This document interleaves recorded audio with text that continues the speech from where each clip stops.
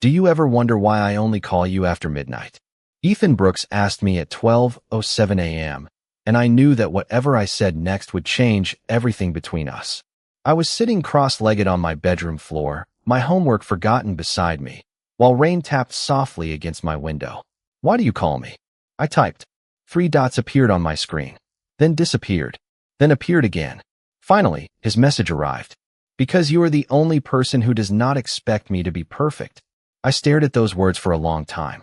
At school, Ethan was exactly that. Perfect. He was 18, captain of the basketball team, top of our class, polite to teachers, funny with his friends, and somehow always calm when everyone else was falling apart. Teachers trusted him. Students admired him. Even parents seemed to know his name. I was Mia Carter, and I had spent most of senior year trying not to be noticed. I sat near the windows in English class, worked a few afternoons a week at a small bookstore, and preferred quiet corners to crowded hallways. Ethan and I barely spoke during the day. That was the strange part. At school, he was the boy everyone wanted to know. After midnight, he was just Ethan. The first time he called me, it had been an accident. He had meant to send a message to someone else. Instead, his name appeared on my screen while I was lying awake at 12:07 a.m. Sorry, he said when I answered. Wrong person. Then why are you still talking? I asked. He laughed softly. I do not know. Neither did I. But he stayed on the phone for 43 minutes. We talked about homework first, then movies, then music, then the strange pressure of senior year. At some point, Ethan stopped sounding like the perfect boy everyone knew. He admitted he was tired of hearing people tell him who he was supposed to become. I told him I understood what it felt like to have expectations hanging over your head. When the call ended, he said, "Good night, Mia." I smiled at the ceiling. "Good night, Ethan." The next morning, we passed each other in the hallway. He gave me a small smile. I smiled back. Neither of us said anything. Nobody noticed. And somehow, that made the secret feel even more important. Over the next few weeks, midnight became our time. 11:58 p.m. meant I would check my phone. 12:03 meant I would wonder if he was awake. 12:07 meant Ethan usually appeared. Sometimes we talked for 10 minutes. Sometimes for 2 hours. He told me things he never said at school. I told him things I had never said to anyone. But we never talked about what happened between us during daylight. We never asked why he trusted me. We never asked why I waited for his messages every night. We simply followed an invisible rule neither of us had spoken aloud. During the day, we were classmates. After midnight, we were best friends. Then one Thursday morning, Ethan walked into English class with a smile that made half the room turn toward him. He looked perfect again. But when he passed my desk, he quietly placed a folded piece of paper beside my notebook. I opened it under the desk. 5 words were written inside. Do not tell anyone about us. The note stayed inside my notebook all through English class. I kept my hand over it whenever someone walked past my desk, as if 5 ordinary words could somehow become dangerous if anyone else saw them. Do not tell anyone about us. I should have been offended. Instead, I was curious. What exactly did Ethan think we were? That afternoon, I found him outside the gym after practice. The hallway was nearly empty, sunlight stretching across the polished floor. Ethan was still wearing his basketball jersey, a towel resting around his neck, his hair slightly messy from practice. He looked like the same boy everyone admired, but when he saw me, his expression changed. The perfect smile disappeared. You got my note, he said. I did. Are you upset? I do not know yet. He gave a quiet laugh. Fair enough. I folded my arms. Why did you write that? Ethan looked toward the gym doors before answering. Because people talk. About what? About everything. He glanced back at me. If people knew I called you every night, they would turn it into something it is not. My heart skipped. And what is it? He hesitated. It is just ours. That answer should have made me feel better. Somehow, it made everything more confusing. We walked toward the parking lot together, keeping a careful distance between us whenever other students appeared. Ethan was different around people. He joked with his teammates, greeted teachers, and stopped to answer questions from classmates. Then, when everyone left, his shoulders relaxed again. Do you ever get tired of being that person? I asked. Which person? The perfect one. He smiled without humor. Every day. I looked at him. Then why keep doing it? Because everyone already decided who I am. Everyone. My parents. My coach. Teachers. Friends. He paused. Sometimes it is easier to become what people expect than explain who you really are. I understood that more than I wanted to admit. That night, at exactly 12:07 a.m., my phone lit up. Ethan, are you awake? I smiled before answering. Always. His call came seconds later. You sounded different today, he said. So did you. Maybe because you asked me a real question. We talked until almost 2 in the morning. He told me about college applications, his fear of disappointing his parents, and the pressure of being expected to succeed at everything. I told him about my plans to study literature after graduation and my fear that leaving town would mean leaving everyone behind. You should go, Ethan said immediately. You belong somewhere bigger than this. What about you? I asked. There was a long pause. I do not know where I belong yet. I heard the smile in his voice when he added, maybe that is why I like talking to you. My heart felt strangely light. The next day, Ethan left a coffee on my desk before class. My favorite kind. No note. No explanation. Just a quiet gesture between two people who had created a world nobody else knew existed. But that afternoon, I saw him laughing with Sophie Bennett near the gym. She touched his arm while they talked, and Ethan smiled in a way I had never seen before. I stopped walking. For the first time, I wondered if our midnight conversations meant something to him that they did not mean to me. That night, 12:07 a.m. came and went. My phone stayed silent. At 12:15, it finally lit up. Ethan had sent one message. I need to tell you. Something about Sophie. The message about Sophie stayed on my screen for almost a minute before I finally answered. What about Sophie? Ethan called immediately. Mia, I need you to hear me before you assume anything. I sat on the edge of my bed, staring at the rain sliding down my window. I am listening. He took a breath. Sophie knows about the college situation. I frowned. What college situation? My parents want me to transfer. My stomach dropped. Transfer where? Out of state. For a moment, I could not speak. Ethan had mentioned college before, but never like this. Never as if the decision had already been made. Why is Sophie involved? I asked. She has been helping me with the application. I looked down at my hands. That explains why I saw you together. You were there? Yes. He was quiet. Then he said, Mia, is that why you stopped answering me? I swallowed. I thought you liked her. Sophie. He laughed softly. No, you seemed happy with her. I was trying to solve a problem. His voice became quieter. You are the one I wanted to talk to. My heart beat faster. Then why did you not tell me? Because I did not know how. There was a pause. I was afraid you would look at me differently. I smiled faintly. Ethan, you are the one who calls me at midnight. Exactly. That makes no sense. It does to me. I laughed. For a few seconds, the tension disappeared. Then he said, there is another reason I did not tell you. What? If I leave, I do not know what happens to us. The word us hung between us. I stared at my phone. He had never said it before. Not once. What do you want to happen? I asked. Silence. Then, very quietly, he said, I want this to stay. My chest tightened. The friendship? Everything. I did not know what to say, so I asked the only question I could think of. Why do you only say things like this after midnight? He laughed softly. Because during the day, I am still trying to be the person everyone expects. And at night, I can be honest. I closed my eyes. Then be honest with me. He went quiet again. I think about you more than I should. My breath caught. Ethan, I know. What does that mean? I do not know yet. That answer somehow felt more honest than any perfect confession could have been. We stayed on the phone until nearly 2 in the morning, talking about everything except the one thing both of us were afraid to name. The next morning, Ethan was waiting outside my classroom. His expression was nervous. Not the confident smile everyone knew. Something real. Good morning, he said. Good morning. Did you sleep? Not really. He smiled. Me neither.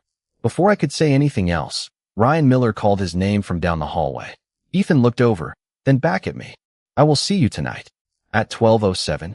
He smiled. You remember. I always remember. He walked away, and I watched him disappear into the crowded hallway. For the first time, I wondered if our secret was becoming something neither of us could hide forever. That evening, I waited for midnight. 11:58, 11:59. Midnight. My phone stayed dark. 12:05. Nothing. 12:07. Still nothing. I told myself he was busy. 12:15. I checked again. At 12:32, a message finally appeared. I am sorry, Mia. I cannot talk tonight. I stared at the screen, confused. Then another message arrived. Tomorrow, I need to tell you something important. I read it twice. I did not know it then, but tomorrow would be the day everything I thought I understood about Ethan would begin to change. By the time I arrived at school the next morning, I had already imagined a dozen reasons Ethan might need to talk to me. None of them prepared me for what I saw. He was standing beside the counseling office with his backpack over one shoulder, staring at a sheet of paper in his hand. He looked nothing like the confident boy who usually walked through the halls as if he knew exactly where he was going. He looked lost. When he noticed me, he folded the paper quickly. Mia, you said you needed to tell me something. He nodded. I do. We walked toward the courtyard, where the morning air was cool and the first students were beginning to arrive. Ethan stopped beside a quiet bench. My transfer was approved. I stared at him. When? 2 weeks. The words landed harder than I expected. 2 weeks. 14 days. After months of midnight conversations, suddenly there was an ending attached to them. Where are you going? A school in Colorado. My parents think it is the best opportunity for me. Do you? He looked away. I do not know. I sat down. Why did you wait until now to tell me? Because I was afraid. I looked at him. Of what? Losing you. My heart tightened. He sat beside me, leaving a respectful distance between us. I thought if I told you too early, every conversation after that would feel like a countdown. And now I only have 2 weeks. Neither of us spoke for a moment. Students crossed the courtyard around us, laughing and talking, completely unaware that my world had suddenly become smaller. Is that what you wanted to tell me last night? I asked. Partly. What was the other part? Ethan looked at me, then lowered his voice. I wanted to ask if you would keep talking to me after I leave. I smiled sadly. Of course. He looked relieved. Even after midnight? Especially after midnight. He laughed softly. Good. The bell rang before either of us could say anything else. We returned to class, but I could not concentrate. The entire day felt different. Every hallway seemed shorter. Every conversation felt temporary. At lunch, I saw Ethan sitting with his teammates. Ryan was talking excitedly about their upcoming game, while Ethan smiled and listened. For a moment, he looked like the perfect boy again. Then he glanced across the cafeteria and found me. His expression softened. That tiny change was enough to remind me that there were 2 versions of Ethan, and somehow I was the only person who knew both. That night, I waited for 12:07 a.m. When the message arrived, I answered immediately. You awake? Always. He called. I have been thinking about something, he said. That usually means trouble. He laughed. Maybe. We talked about Colorado, college, and what life might look like after graduation. Then Ethan became quiet. Mia? Yes. If I told you I did not want to leave, would you think I was selfish? No. Even if staying meant disappointing everyone. You cannot spend your whole life making everyone else happy. He was silent. Then he whispered, That is why I trust you. My eyes stung. Ethan, there is something I need to tell you too. My heart pounded. I had rehearsed the words all evening. But before I could say them, his voice changed. Wait. What? Someone is calling me. The line went quiet. A few seconds later, the call ended. I stared at my phone. Then another notification appeared. It was a message from Sophie.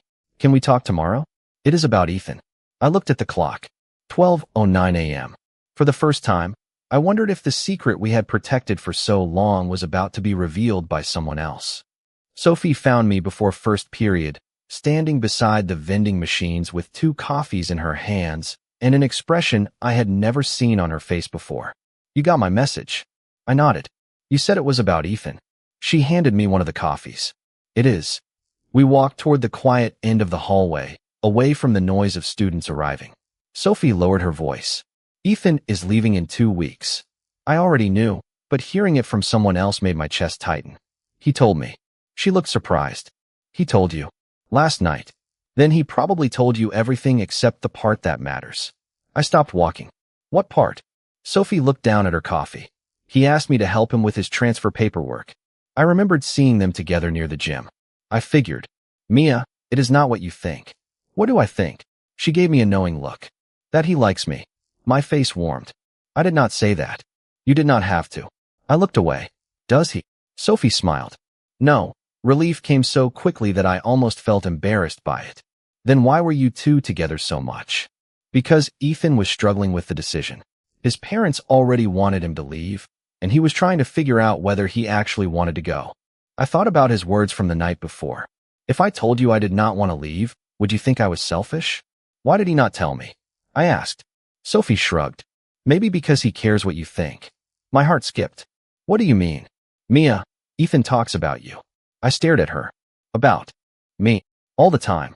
She smiled. Not at school. Usually after everyone leaves. He says you are the only person who makes him forget about being perfect. I did not know what to say. Sophie handed me a folded piece of paper. He asked me to give you this if he could not. I opened it. There was only one sentence.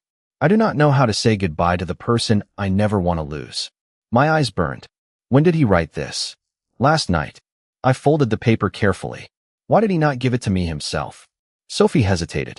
Because he was afraid. Ethan, she nodded. He thinks if he tells you how much you mean to him, you will feel responsible for whether he stays or leaves. I thought about that all day. Ethan was always surrounded by people, yet somehow he had become afraid of one person's answer. Mine. That evening, I waited for 12:07 a.m. My phone remained silent. I checked the time again. 12:12, nothing. 12:18, still nothing. I finally placed the phone beside my pillow and turned off the light. Then it buzzed. Ethan, are you awake? I answered immediately. Always. He called. I thought you might be asleep. I was waiting. Silence. Mia? Yes. If I told you I wanted to stay because of you, would that be unfair? My heart pounded. You should stay because you want to. That is the problem. What is? I want to stay for you, but I do not know if I am brave enough to admit that during the day. I closed my eyes. Then do not say it during the day. He laughed softly. You make everything sound easy. It is not easy. I know. His voice became quieter. That is why I am scared. I wanted to tell him how I felt. I wanted to say that every night had become the best part of my day, but the words stayed behind my teeth. Instead, I whispered, you are not alone. He was silent for several seconds. Neither are you. We stayed on the phone until almost 2 in the morning. When we finally said goodnight, I thought I understood what Ethan was afraid of. I did not realize he was keeping one more secret from me. The next morning, Ethan was not at school. I noticed before I even reached my locker. His usual group stood near the gym, laughing about something, but he was not there. His absence felt strangely loud. I checked my phone. No message. No missed call. Nothing. By lunch, I had convinced myself that I was overthinking everything.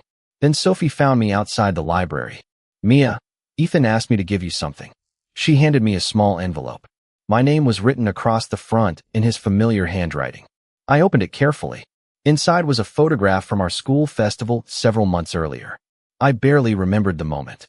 Ethan and I had been standing near the edge of the crowd, both looking in different directions. On the back, he had written, I kept this because it was the first day I realized I looked for you in every room. I read the sentence twice. Then I sat down. Sophie watched me quietly. He wrote that last night. Why? Because he wanted you to understand. Understand what? Sophie hesitated. That he is not choosing between you and another girl. He is choosing between the life everyone planned for him and the life he actually wants. My eyes moved back to the photograph. Where is he? His parents took him to meet the admissions director this morning. My heart sank. For the transfer? She nodded. He has one final decision to make. I looked at the time. When will he be back? After school. The rest of the day moved slowly. Every class felt longer than usual. Every empty chair reminded me that time was running out. When the final bell rang, I walked toward the gym and found Ethan sitting alone on the bleachers. He looked up when I entered. For a moment, neither of us spoke. Then he smiled. You got the photograph. I did. I sat a few seats away. Why did you keep it? He looked down. Because I liked who I was around you. My throat tightened. You could be that person anywhere. Maybe, but I never tried before. He took a slow breath. My parents think transferring is the right choice. My coach agrees. Everyone says it will make my future better. What do you think? I think I am tired of making decisions because everyone else is certain. I looked at him. Then make one because you are? Certain. He smiled sadly. That is what I am trying to do. He told me that the school in Colorado had offered him an opportunity he had worked toward for years. Turning it down would change his plans completely.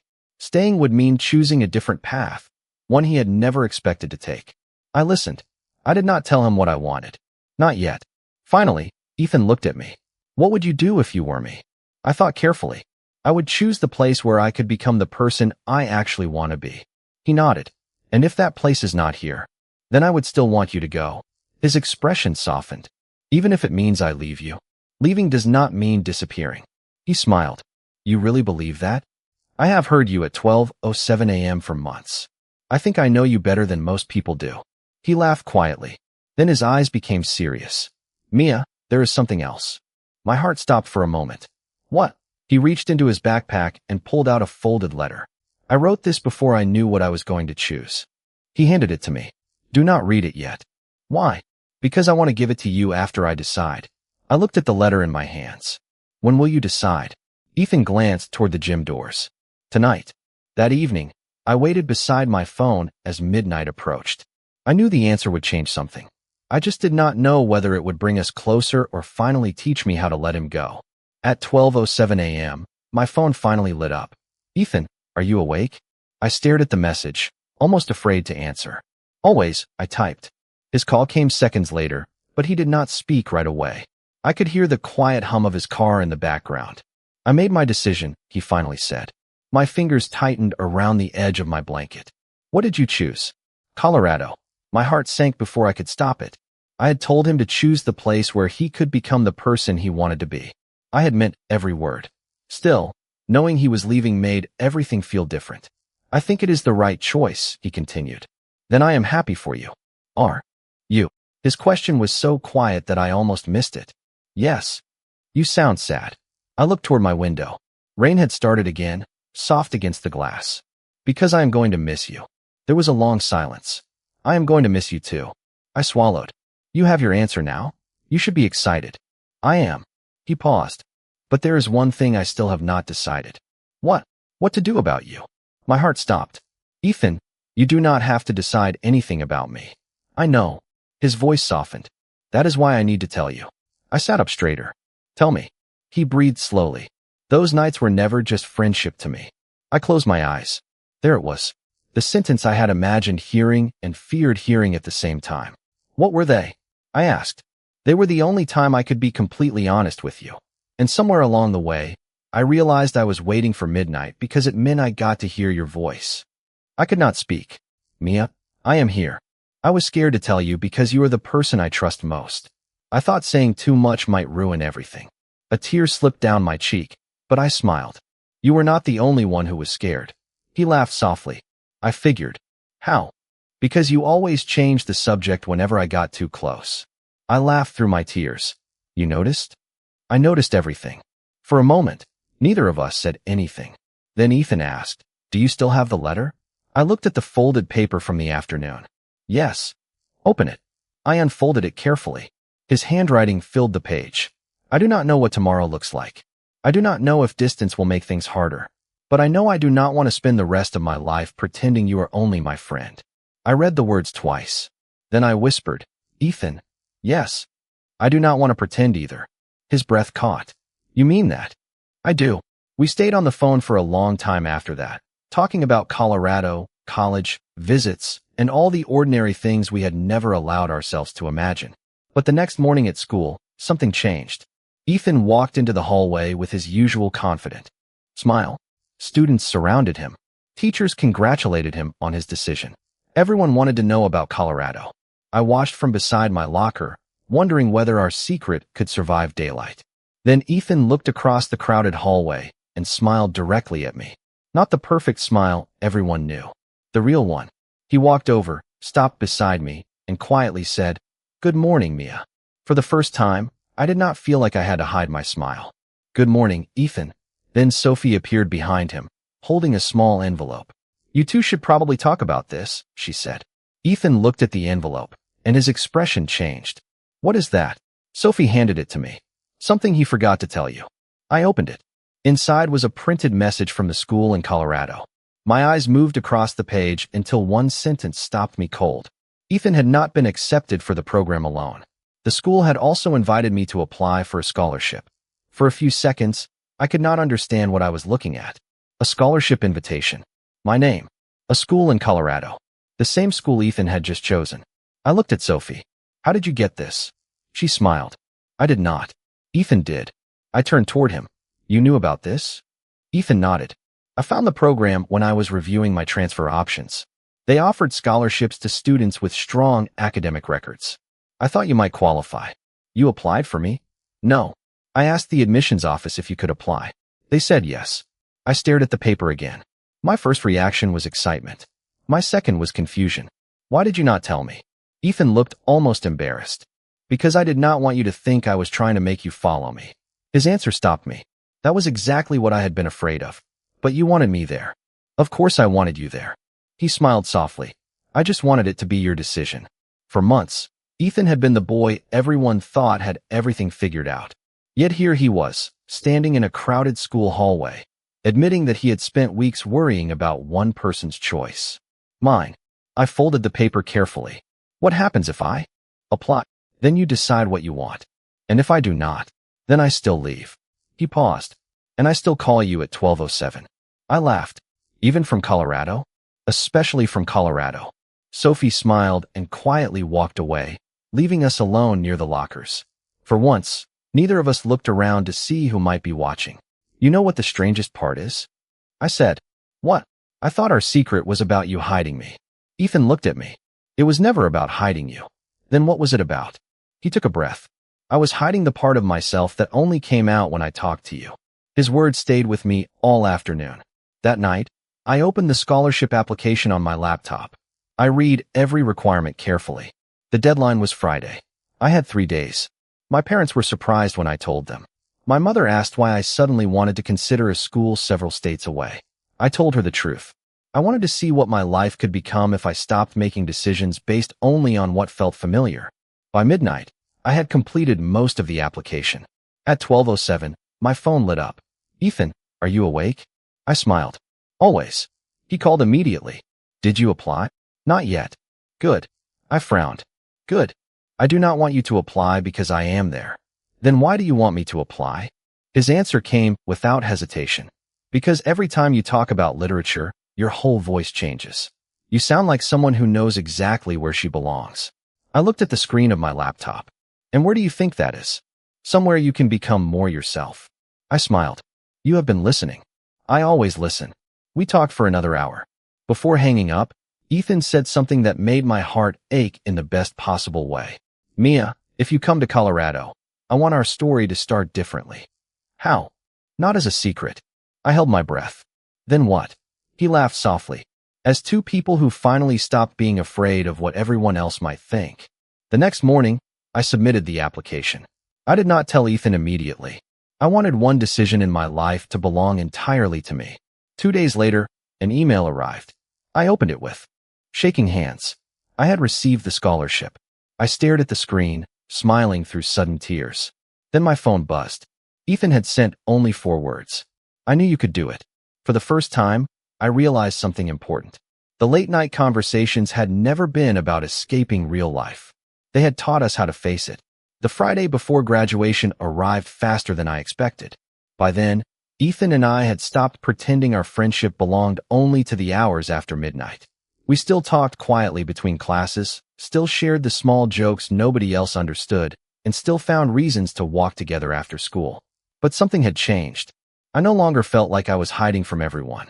I felt like I was finally being honest with myself. Ethan was leaving in 3 days. I was leaving the following week. Colorado was no longer a distant place on a map. It had become a real beginning. After the final bell, Ethan and I walked toward the empty courtyard where we had talked about his decision weeks earlier. The trees moved gently in the afternoon wind. He sat on the same bench and looked at me with a smile. You really are coming. I laughed. You sound surprised. I am surprised. Why? Because you chose it for yourself. I sat beside him. That was the point. He nodded. I am proud of you. Those words meant more than I expected.